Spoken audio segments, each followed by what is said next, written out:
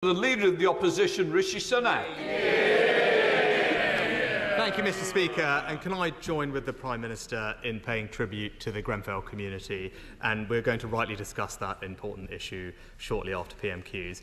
Can I also join him in congratulating our record-breaking Olympians and Paralympians on everything that they have achieved? And lastly, could I just pay tribute to the hard work, bravery and dedication of our police? This summer, in challenging circumstances, they served our communities commendably and kept us all safe. Now, Mr. Speaker, government is about making choices, and the new Prime Minister has made a choice. He has chosen to take the winter fuel allowance away from low-income pensioners and give that money to certain unionised workforces in inflation-busting pay rises. So can I just ask the Prime Minister, why did he choose train drivers over Britain's vulnerable pensioners?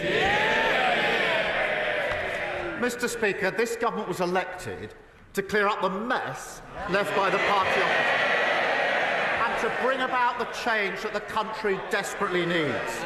Our first job was to audit the books, and what we found was a £22 billion black hole. Well, it's no good them complaining. Richard Hughes, the chair of the OBR, was very clear. He described it as one of the largest overspends against forecasts outside of the pandemic. His words. So we've had to take tough decisions to stabilise the economy and repair the damage, including targeting winter fuel payments whilst protecting pensioners. 800,000 pensioners are not taking up pension credit. We intend to turn that around. We're going to align housing benefit and pension credit, something the previous government deferred year after year after year. And because of our commitment to the triple lock, pensions are projected to increase by over £1,000 in the next 5 years. Rishi Sunak. Well, Mr. Speaker, the Prime Minister also inherited inflation back at target, interest rates being cut, unemployment low, and indeed the fastest growing economy in the G7, Mr. Speaker. But that's not the point, because the Prime Minister now has to start taking responsibility for his own decision.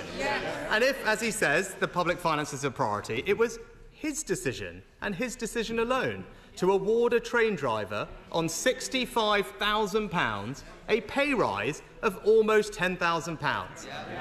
And it was also his decision that a pensioner living on just £13,000 will have their winter fuel allowance removed.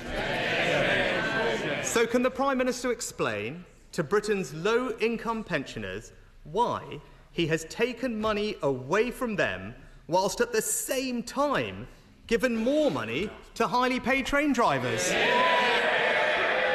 Well, Mr. Speaker, we spent the whole election with him trying to tell the country that everything was fine, and this is the result they got. A massive mandate on this side to change the country.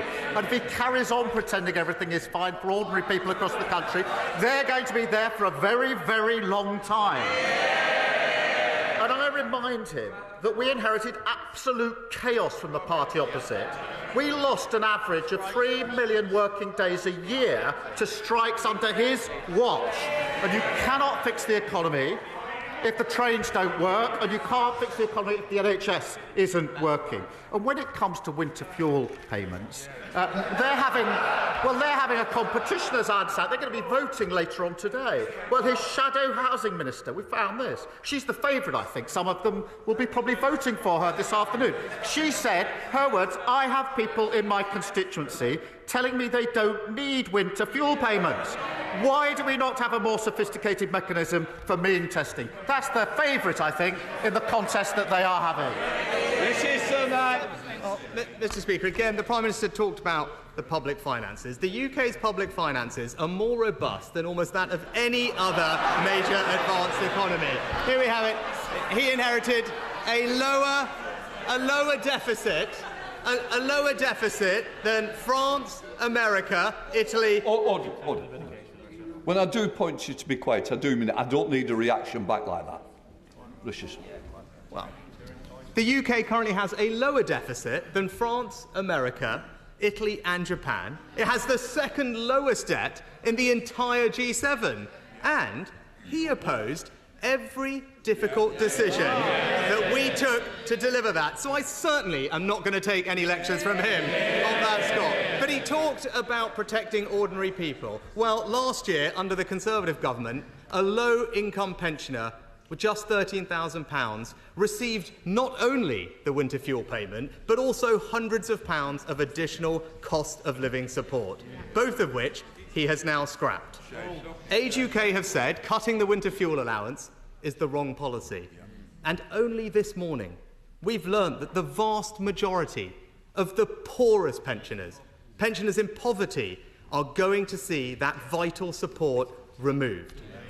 So can he tell the House, very specifically to the pensioners that are watching, how much less support a pensioner on £13,000 will receive this winter?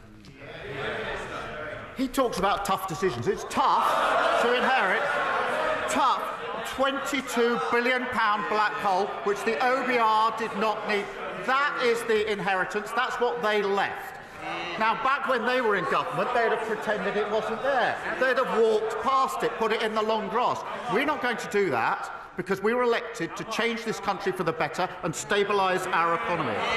No Prime Minister wants to do what we have to do in relation to the winter fuel allowance, but we have to take the tough decision to stabilise our economy to ensure that we can grow it for the future. And as I've said, we are working hard on pension credit. We're allowing housing benefits, which they didn't do for years, and over 5 years, it's a projected increase of up to £1,000 for those on pensions. We are tough decisions that they done. Rishi Sunak. The government doesn't have to choose to take money off low-income pensioners in order to give it to highly paid train drivers. That is a choice that he has made, and it will be clear to any pensioners watching that he simply can't explain why he has made that choice. But, Mr. Speaker, turning to another important issue. The government has suspended 30 of the UK's 350 arms export licences to Israel. It's a decision that the Chief Rabbi says beggars belief and will encourage our shared enemies. Can the Prime Minister therefore explain how his decision will help to secure the release of the 101 hostages still being held by Hamas? Prime Minister. Well, Mr. Speaker, can I start by saying I think the whole House will be shocked by the horrific killing of 6 hostages in the last few days. And I know I speak for the whole House when I say that. The remaining hostages must be released. And we need a ceasefire to ensure that that can happen, that aid desperately needed can get into the region, and we can begin the path to a two-state solution. Now, he asks how we arrived at this decision. He knows very well, because the legal framework is clear. The latest guidance was issued in 2021 under his government. And that means that licences have to be kept under review, as they were by his government. And I think he probably knows the advice that was given to his government. He understands the framework. We've carried out the review in the same way and come to a clear legal conclusion. And shared that conclusion, the assessment, with Parliament. We will, of course, continue to stand by Israel's right to self-defence. But it is important that we are a country committed to the international rule of law. That gives us the strength of argument with our allies on important issues. This is a difficult issue, I recognise that, but it's a legal decision, not a policy decision. And the Prime Minister knows the framework, and they shout, they issued the guidance, they know what the test is, that test has been assessed, we've come to a conclusion, and we've put that before the House to consider. Prime Minister. Well, Mr. Speaker, I appreciate the Prime Minister's answer, but he'll know that decisions like this also have important and broader geopolitical implications. And he mentioned allies. It's essential that we maintain transatlantic unity in the face of terrorist threats and avoid any perception of splits between our two nations. So can he therefore update the House or tell the House what engagement he had with the United States prior to taking this significant decision? Prime Minister. I acknowledge the importance of working with our allies on all issues, as we have been doing, as I was able to make very clear at the NATO summit that I attended in the early summer. And of course, as he would expect, as the House would expect, we have talked this through with our allies. They understand. They have a different legal system. That is the point they made. It chunters from the. This is a serious issue. It requires serious consideration. And the Prime Minister knows the legal framework. He knows the legal framework very well. He also knows that applying that framework, the facts of that framework, and arriving at a decision does not permit me to simply then say I'm not going to implement the legal decision and conclusion that's been reached. I don't think he's really inviting me to do that. Rishi Sunak. Mr. Speaker, not only do these decisions have geopolitical consequences, but they also have emotional ones too. And the Prime Minister took this action on the very same day as the funerals of Israeli hostages murdered by Hamas. It's something that the Board of Deputies described as a terrible, terrible message to be sending.